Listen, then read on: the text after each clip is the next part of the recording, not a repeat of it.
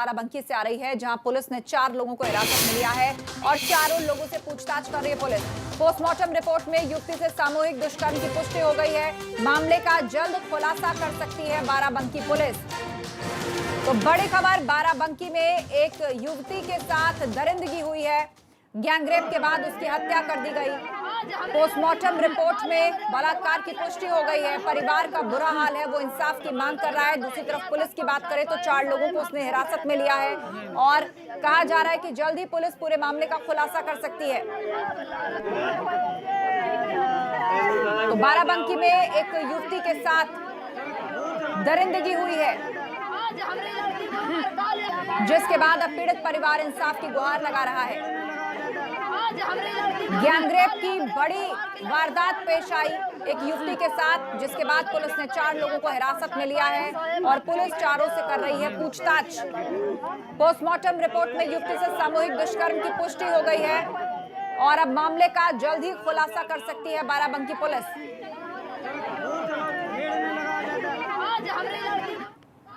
तो बाराबंकी में आखिर क्या हुआ? रात को युवती का शव बरामद हुआ, हाथ पैर बंधे हुए थे। मौके से शराब की बोतलें बरामद हुई हैं। पहले पुलिस ने सिर्फ हत्या का केस दर्ज किया था पूरे मामले में। पोस्टमार्टम रिपोर्ट के बाद पुलिस ने अब रेप की धारा इसमें जोड़ी है और पोस्टमार्टम रिपोर्ट में गैंगरेप की पुष्टि हुई है। पुलिस ने अब तक 4 लोगों को इस पूरे मामले में हिरासत में ले लिया है।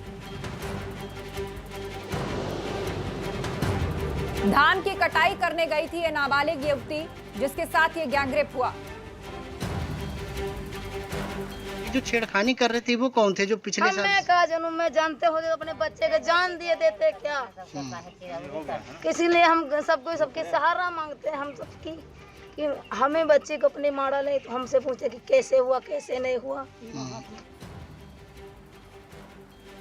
महिला का शव खेत में मिलने की सूचना पर अपराध संख्या 261/20 धारा 302 आईपीसी का अभियोग पंजीकृत किया गया है और गुणवत्तापूर्ण विवेचना आरंभ कर दी गई।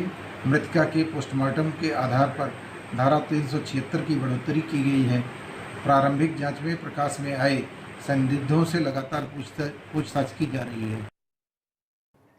तो पुलिस का कहना है कि संदिग्धों से पूछताछ की जा रही है, लेकिन इस वक्त हमारे 2 संवाददाता हमारे साथ जुड़ गए हैं। बाराबंकी से सीधा लाइव हमारे साथ शैलेश अरोड़ा और अनुभव शुक्ला हमारे साथ लखनऊ से जुड़ रहे हैं। सबसे पहले शैलेश का रुख करते हैं। शैलेश, बाराबंकी में एक युवती, पोस्टमार्टम रिपोर्ट से साफ हो चुका है कि उसके साथ गैंगरेप हुआ है, उसकी दर्दनाक हत्या दर्दनाक तरीके से कर दी गई है और अब परिवार इंसाफ की गुहार लगा रहा है। आखिर ये घटना कब की और विस्तार से बताइए कि अभी तक क्या क्या डेवलपमेंट इस मामले में हुआ है।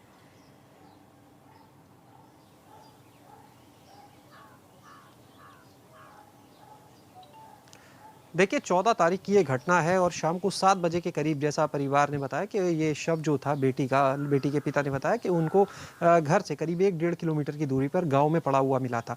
और पूरी घटना के बारे में हम बिल्कुल अपने दर्शकों को बताएंगे और बल्कि उस लड़की के पिता की जुबानी ही पूरी कहानी सुनवाएंगे कि उस दिन आखिर क्या हुआ था, किस तरह से बेटी का शव मिला। इस समय जो लड़की के पिता हैं वो हमारे साथ में जुड़े हुए हैं, सीधे उन्हीं से बात करेंगे। ये बताइए 14 अक्टूबर को बेटी कैसे पता चला कि वहाँ खेतों में उसकी बॉडी पड़ी है, कैसे आप लोग वहाँ तक पहुँचे, क्या हुआ पूरा वाकया बताइए। हम साहब काम करे चले गए, वहाँ से जब 6 बजे लौटे, 5:30 बजे 6 बजे यहाँ से हम खेत की तरफ निकले। यहाँ जब लड़की हमको नहीं मिली तो हम खेत की तरफ निकले भागते हुए, खेत को हम अपने अटेन जाए। जब खेते में अटेन तो हमका जो है चप्पल मिले, जहाँ से काटे चली वहाँ चप्पल मिले निखारे। उसके बाद खेत में जो है धान टूटे मिले, वहाँ पर खेत में धान टूटे मिले। उसके बाद जो है थोड़ा और देखें तो उनकी बाड़ी जो है हाथ से सल्ट से बंधी, एक गोड़ फैला था, पैजामे जो है समटी थी। जैसे हाकमा देखे तैसे हम खूब खा के भागे, वहाँ से भागे आके अपने यहाँ घर परिवार में हल्ला मचाए। सारे गांव के लोग हमारे जो है साथ वो मौजूद अटे। ग्राम पंचायत के जो है प्रधान से जो है नंबर मिलवाए कि सर थाने वाले जो है हमारी मदद की है, आए के जो है हमारी मदद अब सहायता की है। उसके बाद जो है कल ये अंतिम संस्कार हुआ। क्या चाहते हैं अब आप? हम आपको जो है, हमें साहब कुछ नहीं, हमें न्याय चाहिए। जो अपराधी हैं उन्हें न्याय में दिलाया जाए। अभी तक पुलिस जो है कुछ लोगों को लेकर गई थी हिरासत में, क्या घर के भी कुछ लोगों से पूछताछ? हाँ, घर के लोग ले गए हैं, उनको पूछ जांच करके डेली भी एक दो को ले जा रहे हैं, पूछ जांच के लौटे आ रहे हैं। अभी एक लड़का हमारा बंद है भाई, ऐसी बात नहीं है। जो अगर दोषी है तो उसको मौत की सजा दी जाए, और जो अगर निर्दोष है तो उसको छोड़ दिया जाए। यही हम आपसे कहें। क्या किसी पर शक है?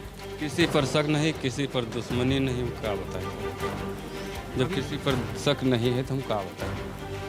वो बेटी की उम्र कितनी रही? 17 साल। या ये बताएं, जो बेटी का अंतिम संस्कार हुआ आप लोग की मौजूदगी में रजामंदी से हुआ, कैसे हुआ? हाँ, हमारी रजाबंदी से नहीं, हम सब जाने नहीं पाए, रोते रोते बेहोश हो गए। यहाँ से लाश जब जा चुकी, उसके बाद कुछ लोग कहा लगे यहाँ परती पर धरा जाए, तालाब पर। उसके बाद वहाँ नहीं धरे, फिर हमारे चाचा के खेत में जाके धरे, हमारे कब्रिस्तान धरे, जगह नहीं। तो आप लोग मौजूद थे उस समय? हाँ साहब, हुआ पाछे का मुझे लगेगा का मौजूद थे। आप लोग की सहमति से सब हुआ या कोई दबाव? जब आग लग गए तो सहमति है ही है। अच्छा, क्या किसी तरह से कोई अभी तक जिला प्रशासन या किसी से कोई मदद का आश्वासन मिला है? कुछ नहीं, कुछ कोई मदद नहीं आज तक मिली। थाने पे आप भी गए थे, क्या पूछताछ हुई अभी? क्या पुलिस ने कुछ कहा कि किसी को जल्द पकड़ेंगे, क्या होगा? हाँ, यही बता रहे हैं, जल्द पकड़े हैं अपराधी को। जो है भी बताएं कि घंटा 2 घंटों में आपको रिपोर्ट और जो है अपराधी मिल जाएंगे। तो बिल्कुल बहुत से राजनीतिक पीड़ित दल के लोग परिवार यहाँ जो आ रहे हैं, है कभी सपा शैलेश, वो वाले, यही कभी चाहता दूसरे। है कि जल्द से जल्द इंसाफ हो, और जो लोग भी हैं जिन्होंने इस कृत्य को किया है उनको फांसी जैसी सख्त सजा दी जाए। यही कह रहे हैं इस वक्त लड़की के घर वाले। लखनऊ का रुख करते हैं, अनुभव शुक्ला हमारे साथ जुड़े हैं। अनुभव, जिस तरह ये घटना हुई है और हम पीड़ित परिवार की बात भी सुन रहे थे, उन्होंने कहा कि बहुत ज़्यादा लोग तो नहीं थे, लेकिन सहमति थी परिवार की कि लड़की का अंतिम संस्कार भी कर दिया गया है। लेकिन पोस्टमार्टम रिपोर्ट में गैंगरेप की पुष्टि हुई है और 4 लोगों को हिरासत में भी लिया गया है। लेकिन असल अपराधी जल्द से जल्द पकड़े जाए। प्रशासन अभी तक किस तरह की कार्रवाई कर रहा है? देखिए, जिन 4 लोगों को पकड़ा गया है उन्हें शक के आधार पर पकड़ा गया है। जैसा कि पीड़िता के जो पिता है वो साफ तौर पर कह रहे हैं कि उनकी कोई किसी से दुश्मनी नहीं थी, किसी पर शक भी नहीं है। कौन लोग हैं ये अभी तक पता नहीं चला है। जो 4 लोग हैं वो गांव के ही बताए जा रहे हैं और शक के आधार पर पुलिस ने उनको उठाया है। लेकिन सबसे महत्वपूर्ण बात यह है कि लगातार सरकार महिलाओं की सुरक्षा को लेकर, बेटियों की सुरक्षा को लेकर संवेदनशील बनी हुई है। वो खुद मुख्यमंत्री इसे मॉनिटर कर रहे हैं।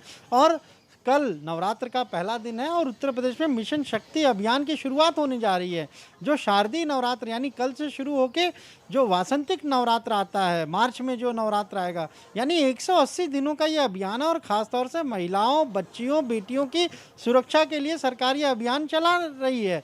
तो ऐसे में इस तरह की घटनाएं, चाहे आप हाथरस को देख लीजिए, आजमगढ़ को देख लीजिए, आप बाराबंकी को देख लीजिए, शायद जो दुराचारी हैं, जो दुष्कर्मी हैं, जो इस मनोवृत्ति के लोग हैं, उनको डर नहीं है। उनको शायद ये लगता है कि वो अगर इस तरह का घिनौना कृत्य करेंगे तो वो कहीं ना कहीं उससे बच निकलेंगे। और यही वजह है कि इस तरह की घटनाएं रुक नहीं रही हैं। अब बाराबंकी का जो ये पूरा घटनाक्रम है, इसको लेकर उत्तर प्रदेश में सियासत भी शुरू हो गई है।